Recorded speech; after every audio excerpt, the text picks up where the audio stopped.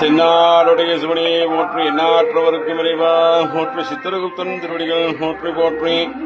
இந்த நல்ல தொட்டிலே என் மகனே நித்தரை போ ஆதிசிவன் அருளால் அவதரித்த மாணிக்கமே ஏடெடுத்த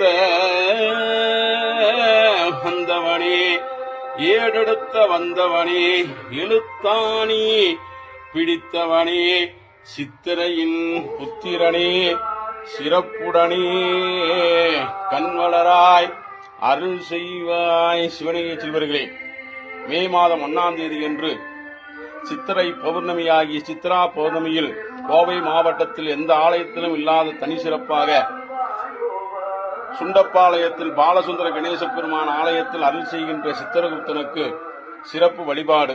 சித்திரகுப்தன் என்றாலே புண்ணிய கணக்கை நிறைந்து பாவக்கணக்கை நீக்கி ஏடும் எழுத்தாணியும் பிடித்த பெருமான். இவர் வழிபாடு மிகவும் விசேஷமானது.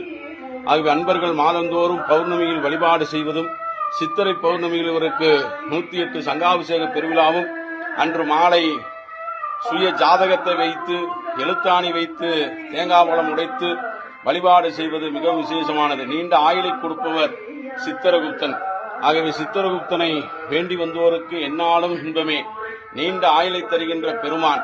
திருமண வரம் வேண்டி வந்தோர்கள், குழந்தை வரம் வேண்டி வந்தோர்கள் அனைவரும், அதேபோல தொழில் நிறுவனத்தில் பெரிய பெரிய தொழில் நிறுவனங்கள் செய்வதென்ற அன்பர்கள் எல்லாம் வரவு செலவுகளை இறைவனிடம் வைத்து ஏடு வைத்து எழுத்தாணி வைத்து வழிபாடு செய்யும் போது தொழில் வளம் சிறக்க, வருமானங்கள் பெருக, லாபம் பெருகும். ஆகவே இறையர்களோடு சித்திரகுப்தனை நாம் வணங்கும் போது பெருமான் மகாலட்சுமி கடாட்சத்தை பெற்று யமதர்ம ராஜனுக்கு கணக்கு பிள்ளையாக எழுத்தாணியும் ஏடும் பிடித்த திருக்கோலத்தோடு ஆலயத்தில் சிறப்பு. அனைவரும் வருக, திருவருள் பெறுக. சித்திரை பௌர்ணமியில் சித்திரமாக அவருக்கும் சித்திரகுப்தனை வணங்குக. சித்தமெல்லாம் சிவமே என்று வரங்களை பெற்று எந்நாளும் இன்பமே பெற இறைவனோடு கேட்டுக்கொள்கிறோம்.